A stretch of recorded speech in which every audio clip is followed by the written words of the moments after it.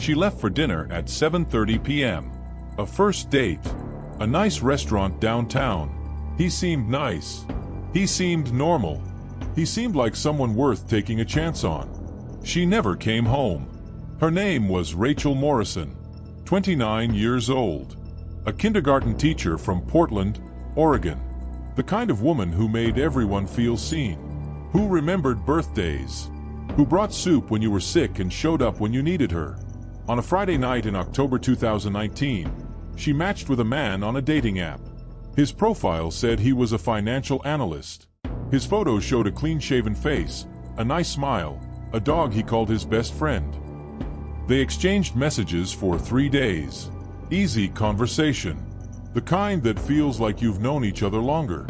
He asked her to dinner. She said yes. She told her roommate she'd be back by 10 o'clock.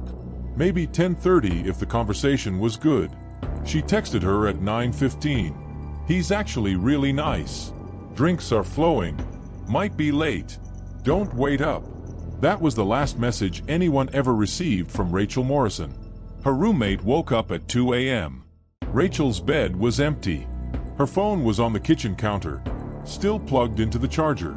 She hadn't taken it. She never went anywhere without her phone. The roommate called Rachel's number. It rang on the counter. She called again. It rang again. She called the restaurant. Closed at 11 o'clock. They remembered a woman matching Rachel's description. She'd been with a man. They left together around 10:30. The man paid cash. No receipt. No name. No reservation. The roommate called the police at 4 a.m. They told her to wait. People lose track of time. She might have gone to his place. She might have stayed the night. Call back in 24 hours if she doesn't show up. But the roommate knew Rachel. Knew she wouldn't leave her phone. Knew she wouldn't disappear. Knew something was wrong. She called Rachel's mother at 5 a.m. The mother drove 3 hours from Eugene. When she arrived, Rachel's car was still in the driveway. Her purse was still on the kitchen counter. Her keys were still in the bowl by the door. She had left the house with nothing but the clothes she was wearing and a small clutch she'd borrowed from her roommate. And she had never returned. 24 hours passed. Then 48. Then a week. The police opened an investigation.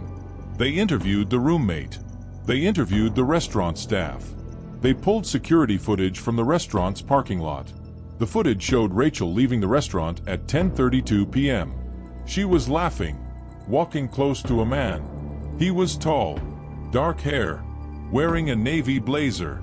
He opened the passenger door of a dark sedan. She got in. The car pulled out of the parking lot and turned left onto the main road. That was the last time Rachel Morrison was seen on camera. The car's license plate was obscured by mud. Deliberately. The make and model were common. A dark sedan sold by the thousands every year.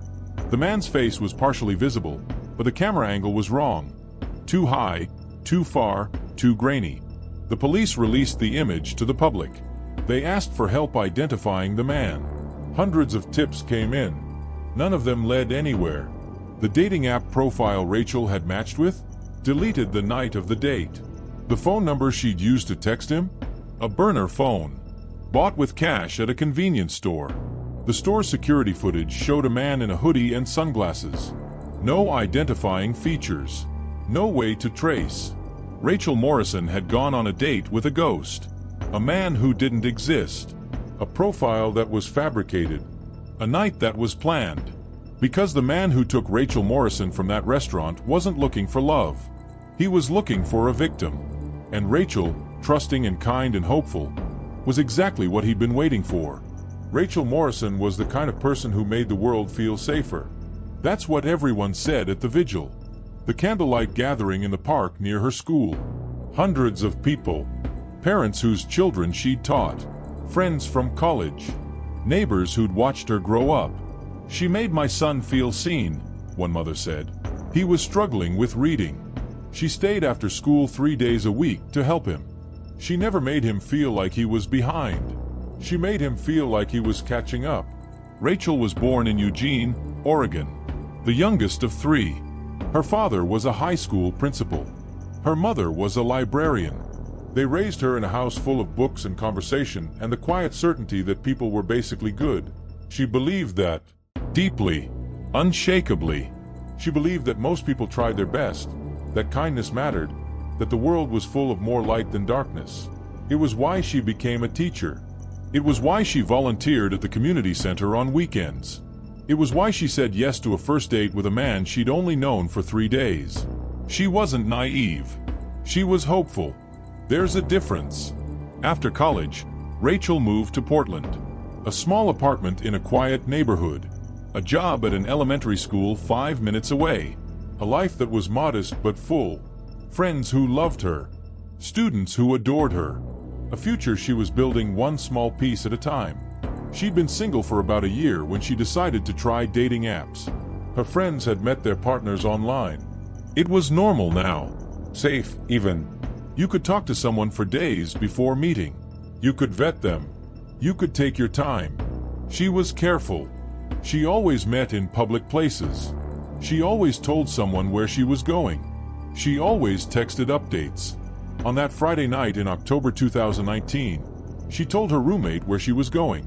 She sent a screenshot of the man's profile. She promised to text by 10 o'clock. She did everything right. And still she disappeared. The days after Rachel vanished were a blur of search parties and police briefings and news vans parked outside her apartment. Volunteers combed the woods outside Portland.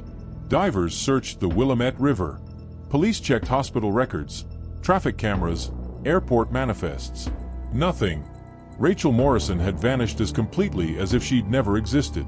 Her mother stood at a podium 5 days after the disappearance. She held a photograph of her daughter. Her voice cracked when she spoke. Rachel believed in people. She believed in the goodness of strangers.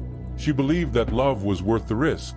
Please, if you know anything, if you saw anything, if you were the person who was with her that night, please, let her come home. Let her come home to the people who love her. The cameras flashed. The reporters wrote their stories. And Rachel Morrison remained missing. The police investigation into Rachel Morrison's disappearance was thorough, methodical, frustrating. Detective Sarah Chen was assigned to the case. A veteran of Portland PD with 15 years of experience in missing persons. She'd seen cases like this before. The ones that looked simple. The ones that seemed like they'd be solved in days. She knew within a week that this case would be different. The dating app profile was the first dead end. The username had been created 3 days before Rachel matched with it. The photos were stolen from a social media account belonging to a real man. A man who lived in Chicago, had never been to Portland, and had no idea his photos were being used to lure women. The phone number was a burner. Purchased at a convenience store in Gresham, 12 miles east of Portland. The store's security footage showed a man in a hoodie and sunglasses. Average height. Average build. Nothing distinctive. He paid in cash. He was in and out in less than 2 minutes. The car was the only real evidence. A dark sedan. Based on the security footage from the restaurant, detectives narrowed it down to a 4-year range of Honda Accord or Toyota Camry. Thousands of them in the Portland area alone. Impossible to trace without a license plate. Detective Chen expanded the search. She looked for similar cases. Women who'd gone missing after meeting someone from a dating app. Women who'd vanished without a trace. Women whose cases had never been solved. She found 3. A woman in Seattle, 26. Disappeared in 2016 after a first date at a wine bar. Never found. A woman in San Francisco, 31. Went to dinner with a man she'd met online in 2018. Her car was found in the restaurant parking lot. She was never seen again. A woman in Boise, 24. Disappeared in 2017 on her way to meet a man from a dating app. The profile had used stolen photos. The phone was a burner. The car was a dark sedan. The cases spanned 3 years. 3 states. 3 women who looked like Rachel. Blonde. Petite, professional, women who lived alone or with roommates, women who were active on dating apps, women who were trusting, hopeful, looking for love. Detective Chen requested the files from all 3 jurisdictions.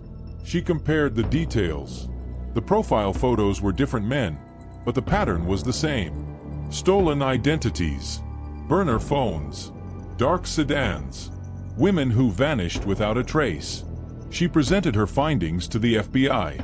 She asked them to connect the cases, to search for a pattern, to find a man who was moving from city to city, state to state, preying on women who only wanted to find someone to share their lives with.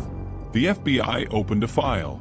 They called him the dating app killer, but they couldn't confirm he was a killer. There were no bodies, no crime scenes, no evidence of violence, just women who went on dates and never came home. Without bodies, without witnesses, without physical evidence, the cases remained open. The families waited. The years passed. Rachel's mother called Detective Chen every month. Every month, the detective had to tell her the same thing. "We're still looking. We haven't given up. We will find her." But the years kept passing, and Rachel Morrison remained missing. 4 years the case sat cold. Rachel's mother called Detective Chen every month. Every month, the detective had to tell her the same thing. "We're still looking. We haven't given up. We will find her." In 2022, Rachel's mother died. She never stopped calling. She never stopped believing. She never stopped hoping that her daughter would come home. The case was reassigned. New detectives, new technologies, new hope. Then, in 2023, something changed. A woman in Sacramento went on a first date with a man she'd met on a dating app. The date was normal, pleasant. She liked him. She almost went back to his apartment. But something stopped her. Something she couldn't name. A feeling, a hesitation. She told him she had an early morning. She'd call him tomorrow. He smiled. He said he understood. He walked her to her car. He waved as she drove away. The next day, she tried to text him. The number was disconnected. The profile was deleted. She didn't think much of it. It happened. People ghosted. She moved on. But 3 weeks later, she saw a news report about Rachel Morrison, a segment marking the anniversary of her disappearance. The report showed the restaurant security footage, the man in the navy blazer, the dark sedan. She froze. The man she'd gone on a date with 3 weeks ago had the same build, the same walk, the same way of tilting his head when he listened. She couldn't see his face in the footage, but she knew. She knew. She called the police. She told them everything. She described the man. She described his car. She described the route they'd driven after dinner, the street where he'd parked, the apartment building he'd pointed to and called home. Detective Chen, now retired, now in her 60s, got a call from Sacramento PD. They asked if she remembered the Morrison case. Of course she remembered. She remembered every detail, every sleepless night, every call to Rachel's mother. They asked if she'd be willing to consult. She was on a plane to Sacramento the next morning. The Sacramento woman led them to the apartment building, a nondescript complex off a busy road. The manager pulled the records. A man had rented a unit there for 6 months, paid in cash, left without notice, no forwarding address, no security deposit returned. But the manager remembered something. The man had asked about the storage unit in the basement. He'd kept it locked. He'd said it was for work equipment. The police obtained a warrant. They opened the storage unit. Inside, they found a room that looked like a museum of stolen lives. Photographs of women pinned to the walls. Women who looked like Rachel. Like the women in Seattle, San Francisco, and Boise. Like the woman in Sacramento who got away. They found handwritten notes, schedules, routines, details about each woman's life, where she worked, where she lived, who her friends were, when she was most vulnerable. They found a collection of personal items, a bracelet, a watch, a keychain with a small stuffed animal, items that belonged to women who had vanished, items that were proof of life and proof of death. And in a small box, wrapped in tissue paper, they found a driver's license. Rachel Morrison's driver's license, issued in 2018. The photo showed a woman with blonde hair and blue eyes and a smile that made you want to smile back. She'd been in that storage unit for 4 years. The FBI identified 7 other women's belongings in that unit. 7 women who'd gone on first dates with a man they met online. 7 women who'd trusted the wrong person. 7 women who'd never come home. The man was arrested in Nevada in 2024, living under a fake identity, working as a security guard at a casino. His real name was never released to the public. He was charged with 7 counts of murder. The trial lasted 4 months. He never testified. He never explained. He never told anyone where the bodies were. He was convicted on all counts in 2025. Sentenced to life without parole. Rachel Morrison was never found. Her body, like the bodies of the other 6 women, was never recovered. The man who took her never told anyone what he'd done with her. But her mother, who died in 2022, 2 years before the arrest, never had to know that. She died still hoping, still believing, still waiting for her daughter to come home. Rachel Morrison's story is not unique. Every year, thousands of people go on dates with people they met online. Most of those dates are fine. Most of those people are exactly who they say they are. But some are not. Her story offers lessons that can save lives. Lesson 1. The person you're talking to may not be real. Stolen photos. Fake profiles. Burner phones. These are not rare. Before you meet someone in person, verify who they are. Ask for their full name. Ask for their social media profiles. Ask for a video call before meeting. A real person can do these things. A predator cannot. Lesson 2. Tell someone where you're going, and check in. Rachel told her roommate where she was going. She sent a screenshot of his profile. She promised to text, but she didn't check in when the date ran late. She didn't call when she got into his car. The check-in is not just about information. It's about connection. It's about making sure someone is expecting you to reach out. Lesson 3. Trust your instincts, even when they don't make sense. The woman in Sacramento almost went home with a man who killed 6 other women. Something stopped her.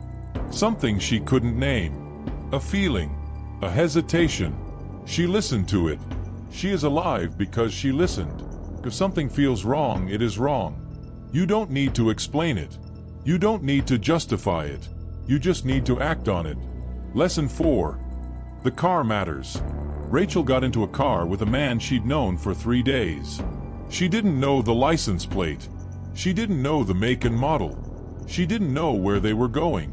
Before you get into a car with someone new, take a photo of the license plate. Text it to a friend. It takes 5 seconds. It can save your life. Lesson 5. The danger is not in the alley. It's in the app.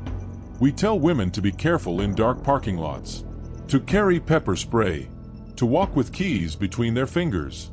But the greatest danger is not the stranger who jumps out of the bushes. It's the person who spends days earning your trust. It's the person who seems kind, who seems safe, who seems like someone you could love. The danger is the person you choose to trust. That doesn't mean you shouldn't trust. That doesn't mean you shouldn't take chances. That doesn't mean you shouldn't look for love. It means you should look with your eyes open. It means you should protect yourself even when you think you're safe. It means you should listen to the voice inside you that says something isn't right, even when everything looks fine. Rachel Morrison's mother stood at that podium and said her daughter believed in the goodness of strangers. She did. And that goodness, that hope, that willingness to trust, those are beautiful things. They are not weaknesses. They are strengths. But they need to be protected, not by hiding, not by fear, but by awareness, by preparation, by looking out for each other. If Rachel's roommate had called the police at 2 a.m. instead of waiting until 4 o'clock, if the restaurant had recorded the man's name, if the parking lot camera had caught the license plate, if one of those things had been different, maybe Rachel would have come home. We can't change what happened to Rachel, but we can learn from it. We can protect ourselves and the people we love. We can make sure that when we go on a date, we come home.